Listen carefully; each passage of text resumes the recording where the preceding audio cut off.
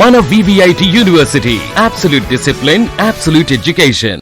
ఏమైందమ్మా ఇంటికి వచ్చి దాడులు చేస్తామని బెదిరించడం? నైట్ టైం డోర్లు కొడుతున్నారు. డోర్లు కొడితే నిన్న పోలీస్ ప్రొటెక్షన్ పెట్టించాం. నైట్ వరకు ఉన్నారు పోలీసు వాళ్ళు, మళ్ళీ నైట్ వెళ్ళిపోయారు. కాసేపు ఉండి వెళ్ళిపోయారు. నైట్ మొత్తం లేరు. జర్సేపు ఒక 9-10 వరకు ఉన్నారు. తర్వాత వెళ్ళిపోయారు. పోలీసులు లేరు, ఎవరు లేరు. పోలీసులు లేని టైంలో వచ్చి డోర్ కొట్టడం, బయట నుంచి మాట్లాడడం. ఇప్పుడు పోలీసులకు ఫోన్ చేసినా మేము తప్పుడుగా చెప్తున్నామని చెప్పి వాళ్ళు పట్టించుకోకపోవడం. నిన్న ఆడ కెమెరా పీకిస్తేనే తను రచ్చ చేసింది బయట. ఆవిడ వాళ్ళ అత్త, మీనత్త కెమెరా పీకిస్తే తనకి ఏమవుతుంది, మా చెల్లి ఎట్టుపోతే అటు వెళ్తుందని చెప్పి కెమెరా మా చెల్లి చెప్పింది. అక్క నేను ఎటు వెళ్తే అక్కడ సీసీ కెమెరాలో చూసుకుంటున్నారు, నా వెనకాల బ్లాక్మెయిల్ చేస్తున్నారు అని చెప్పి తను చాలాసార్లు చెప్పి ఏడిస్తే పిఎస్లో కంప్లైంట్ ఇచ్చిన పిఎస్లో వాళ్ళు తీసుకోలేదు. అసలు పట్టించుకోరు. చెల్లి ఎక్కడికి వెళ్తే అక్కడికి వెళ్ళి బ్లాక్మెయిల్ చేస్తున్నారు, వీడియో ఇట్లా వైరల్ చేస్తామంటున్నారు. ఇంట్లో కూడా చెప్పింది. హరాస్మెంట్ చేస్తున్నారని చెప్పి పిఎస్లో కంప్లైంట్ ఇస్తే అమ్మాయి మీద మళ్ళీ రిటర్న్ కేసులు. అమ్మాయి చిల్డ్రన్స్ కోర్టుకి వెళ్ళడం, తన మీద కేసు ఫైల్ చేసి కౌంటర్ కేసులు పెట్టడం, అమ్మాయి మీద పీడియాట్ కేసులు పెట్టడం. తను తట్టుకోలేక ఏం చేయాలో అర్థం కాక సూసైడ్ అటెంప్ట్ చేసుకుంది. వన్ ఆఫ్ ది రీజన్ వీళ్ళు డే టైంలో వీళ్ళు హరాస్మెంట్ వల్ల, ఈవినింగ్ టైంలో నైట్ టైం వాడే హరాస్మెంట్, వీళ్ళు ఎవ్వరు పట్టించుకోకపోవడం వల్ల పిఎస్లో కంప్లైంట్ ఇచ్చి పిఎస్ వాళ్ళు కూడా పట్టించుకోరు. వీళ్ళ వల్ల పిఎస్లో కంప్లైంట్ ఇచ్చినా పిఎస్ వాళ్ళు పట్టించుకోవట్లేదు. ఇప్పుడు వెళ్ళి మాట్లాడినా కూడా చేస్తున్నాం అంటున్నారు. కానీ ఇప్పుడు పాప చనిపోయి 17 days అవుతుంది. ఇప్పుడు వరకు ఎంక్వైరీ లేదు, ఏమీ లేదు. వస్తున్నారు, మాతో మాట్లాడుతున్నారు, వెళ్తున్నారు. వాళ్ళని అరెస్ట్ చేసి వాళ్ళని రిమాండ్ చేసి ఏమవుతుంది? వాళ్ళు తప్పు చేయకపోతే అమ్మాయి చనిపోయిన రోజు పారిపోవాల్సిన అవసరం ఏముంది వాళ్ళకి?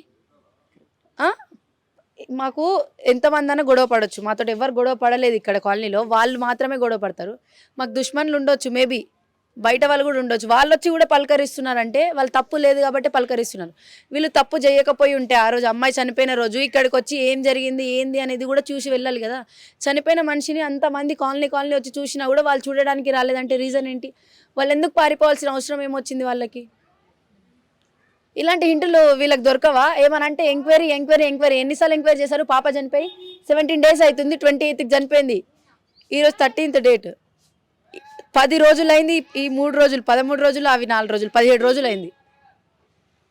17 రోజుల వరకు ఎంక్వైరీ నడుస్తుందా? వాళ్ళ ఇంట్లో ఆడపిల్లలు చనిపోతే ఎంక్వైరీ చేసుకుంటూనే ఉంటారా వీళ్ళు? ఇంకెన్ని రోజులను ఎంక్వైరీ చేస్తారు వీళ్ళు?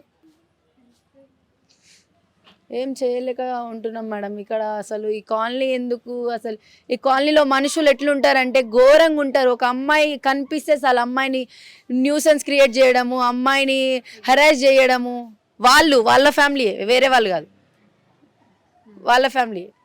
ఇట్లా అమ్మాయి ఎవరు బాగుంటే ఆ అమ్మాయిని హరాస్ చేయడమేనా? ఇప్పుడు అమ్మాయి చనిపోయింది, ఆ అమ్మాయి ప్లేస్లో ఇంకా వేరే అమ్మాయి ఉంటే, వాళ్ళ కూతురు ఎవరైనా ఉంటే, ఒక ఆఫీసర్ కూతురు ఉంటే అట్లనే వదిలిపెట్టే వాళ్ళనా వీళ్ళు? ఆ ఇద్దరు సరౌండర్ అయినని చెప్పి వాళ్ళని అరెస్ట్ చేశారు. వీళ్ళని జైల్లో పెడితే ఏంది? వీళ్ళు ఇక్కడనే బయటనే తిరుగుతున్నారు కదా. వీళ్ళని రిమాండ్ చేయండి. వీళ్ళని రిమాండ్ చేసి తర్వాత ఎంక్వైరీ చేయండి. వాళ్ళని రిమాండ్ చేసి తర్వాత ఎంక్వైరీ చేస్తున్నారు కదా. వీళ్ళని రిమాండ్ చేసి కూడా తర్వాత ఎంక్వైరీ చేయండి. పాజిటివ్ ఎందుకు రాదు? పాజిటివ్ వస్తుంది. నెగిటివ్ వస్తే మేబీ మళ్ళీ మనకే ప్రాబ్లం అవుతుంది. అంటే నెగిటివ్ రాదు. తను ఎంత మంచిగా క్లారిటీగా లెటర్ రాసి ఇంకెందుకు నెగిటివ్ వస్తుంది? వాళ్ళకి పారిపోవాల్సిన అవసరం ఏముంది? అసలు ఏంది నాకు అర్థమవుతలేదు పోలీసు వాళ్ళది. అమ్మాయి అప్పుడు పిఎస్లో కంప్లైంట్ ఇవ్వడానికి వెళ్ళినా కూడా అమ్మాయి మీద మళ్ళీ ఆ లేడీ కానిస్టేబుల్ కొట్టడము, ఆమెది ఒకటి. ఒక ఆడ మనిషి సాటిగా రారా? ఒక ఆడపిల్లగా తనకు తెలియదా? తను కూడా ఒక ఆడపిల్లనే కదా, తనకు తెలియదా?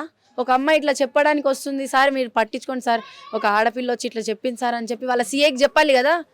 అప్పుడున్న సీఏ రాఘవేంద్ర తనకు చెప్పాలి కదా వెళ్ళి. తను మా సార్ ముందర నువ్వు మాట్లాడేంత ధైర్యమా? అంటే మీ సార్కి గవర్నమెంట్ నుంచి జాబ్ రాలేదా? అసలు ఎందుకున్నాడు తన నేను పీకి పడేయాలి ఫస్ట్ తనని. అసలు ఎందుకు గవర్నమెంట్ జాబ్ ఎందుకు ఇచ్చారో ఎందుకు లంచాలు అడుగుతారు? వీళ్ళకి శాలరీ రావట్లేదా? వీళ్ళకి శాలరీలు ఇవ్వట్లేదా? వీళ్ళకి అసలు ఎందుకుంది? పోలీస్ స్టేషన్ ఎందుకుంది? సపోర్ట్ చేయడానికి లేదా? పేద ప్రజలకి ఎందుకు? ప్రజల రక్షణ బట్టలు అంటారు. ఎవరికి రక్షణ? వీళ్ళు ఎవరికి రక్షణ? తప్పులు చేసిన వాళ్ళకి రక్షణనా? తప్పు చేసి ఒక అమ్మాయి వచ్చి నాకు ఇట్లా చేస్తున్నారు సార్ అని చెప్పి వాళ్ళని సపోర్ట్ చేస్తారా? ఒక ఆడపిల్లకి సపోర్ట్ చేయనప్పుడు ఎందుకుంది రక్షణ భటులు?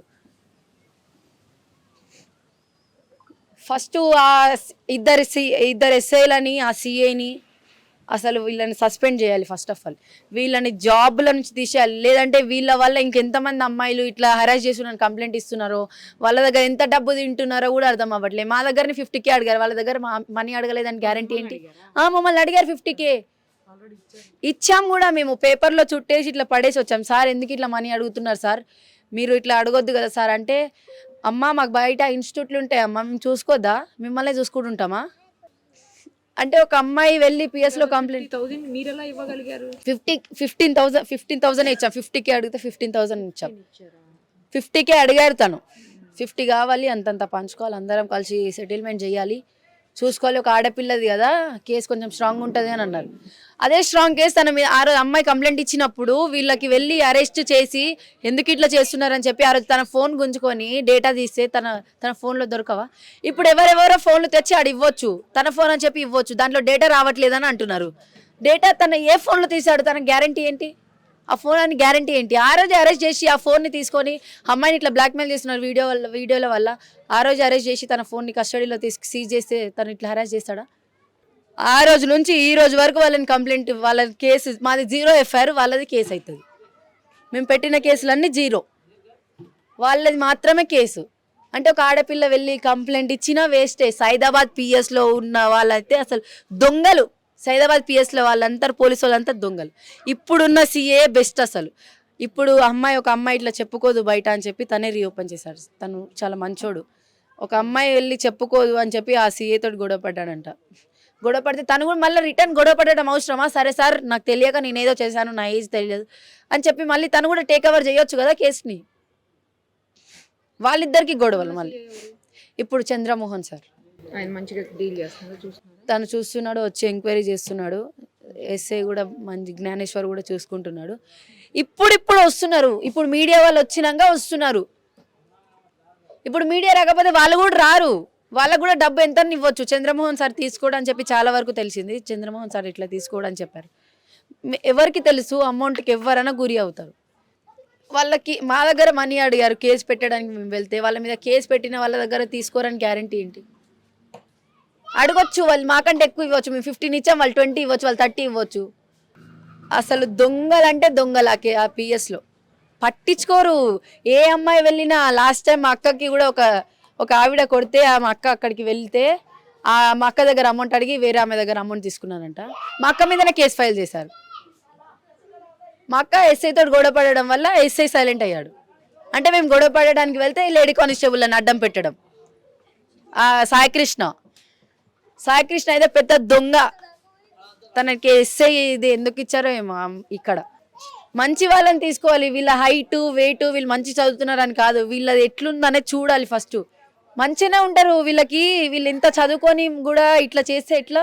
వీళ్ళకి ఆడపిల్లలు పుట్టి వీళ్ళ మమ్మీకి, వీళ్ళ అన్నకి, వీళ్ళ అక్కకి, ఇంట్లో ఎవరికైనా అయితే తెలుస్తుంది వీళ్ళకి పెయిన్ ఏంటి. ఒక ఆడపిల్ల పెయిన్ ఏందనేది వాళ్ళ ఇంట్లో తెలిస్తే అర్థమవుతుంది. వేరే వాళ్ళది ఏం అర్థం కాదు. వాళ్ళు వేరే కదా, వేరే వాళ్ళది ఏం అర్థమైతే అర్థం కాదు. మీరు గత కొన్ని రోజులుగా వీళ్ళకి సపోర్ట్ చేస్తూనే ఉన్నారు. ఇప్పటికే 17 days అయింది. కేసులో పెద్దగా పురోగతి లేదు అని వినిపిస్తోంది వీళ్ళ మాటలను బట్టి. మొన్న ఫస్ట్ టైం మళ్ళీ వీళ్ళని హెరాస్ చేయటం నైట్లో. అవును మేడం, ఫస్ట్ టైం అసలు మీరు వచ్చే వరకు కూడా ఇది వెలుగులోకి రాలేదు.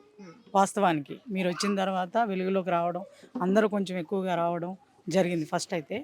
ఆ పాప గత 2 సంవత్సరాల ముందు నుంచి ఈ హరాస్మెంట్కి గురి అయితేనే ఉంది, ఏదో ఒక రకంగా గురి అయితేనే ఉంది. వెళ్ళి మరి పోలీస్ స్టేషన్లో ఫిర్యాదు చేసినప్పుడు మేడం వాళ్ళని పిలిచి ఇద్దరిని కౌన్సిలింగ్ ఇచ్చినా కూడా ఈ పాప ఇలా అయ్యేది కాదు.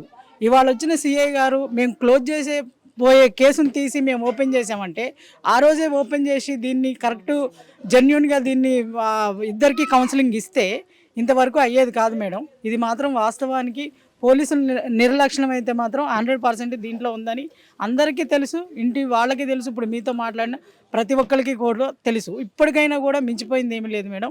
ఇప్పటికైనా ఆ నిందితుల్ని అదుపులోకి తీసుకుని మళ్ళీ ఇంకొక పిల్లకి ఇట్లాంటి జరగకుండా చర్యలు తీసుకుంటేనే. ఇప్పుడు మనం చూసుకుంటే మీరు ఆల్రెడీ మార్నింగ్ ఒక దీనికి వెళ్ళేసి వస్తున్నారు. ఆ పాపను కూడా 12 సంవత్సరాల పాపని ఇట్లానే చేసిర్రు. ఇట్లాంటి చేయకుండా ఉండాలంటే ఒక మంచి జీవో పాస్ చేయాలి మేడం. పోలీసు వారికి కూడా, తర్వాత మన సీఎం గారు రేవంత్ రెడ్డి గారికి కూడా నేను విన్నపించుకుంటున్నా, ప్రతి రాష్ట్ర ముఖ్యమంత్రి కూడా ఈ గంజాయిలు బంద్ చేస్తే, డ్రగ్స్ బంద్ చేస్తే ఇట్లాంటి వాటికి సగం సొల్యూషన్ వస్తుంది. ఫస్ట్ వీటి వల్లనే సగం కుటుంబాలు నాశనం అయిపోతున్నాయి, యూత్ మొత్తం కూడా నాశనం అయిపోవడానికి కారణం ఈ డ్రగ్స్ని బంద్ చేయాలి. ఇంకొకటి, బయట దేశాల్లో ఉన్నట్టు మనకు కూడా షూట్ ఆర్డర్ తీసుకురావాలి. ఈ షూట్ ఆర్డర్ తీసుకొచ్చిన వెంటనే మన దేశం బాగుపడుతుంది అని చెప్పి మా సంఘాల యొక్క ఒపీనియన్ మేడం. ఇంకో విషయం ఏంటంటే, వీళ్ళు ఈ పరిస్థితిలో ఉన్నారు.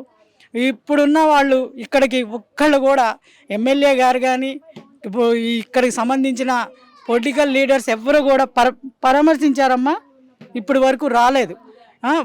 వాళ్ళు కూడా రాలేదు. ఓట్లప్పుడైనా మేడం, బాధలు ఉన్నప్పుడు రావాలి. గతంలో మీరు మేము కూడా 2 సార్లు ఇదే ఏరియాకి వచ్చాము. ఇక్కడికి కొన్ని విషయాలు జరిగితే వాళ్ళకి కొంచెం న్యాయం చేయడం జరిగింది, సపోర్టు. అదేవిధంగా వీళ్ళకి కొంత న్యాయం చేసి వీళ్ళ కుటుంబం మొత్తం పోషించేది ఆ పాప చదువు కూడా మానేసి తండ్రి లేడని రొట్టెలు అమ్ముకుని, కూరలు అమ్మి, తర్వాత గాజులు అమ్మి, బ్యాంగిల్ స్టోర్ పెట్టి ఈ కుటుంబానికి రక్షణగా అండగా ఉంది ఆ పాప. ఒక మగోళ్ళ లెక్క ఆ పాపను చదివించాలని చెప్పి తన కోరిక వాళ్ళ అక్కని.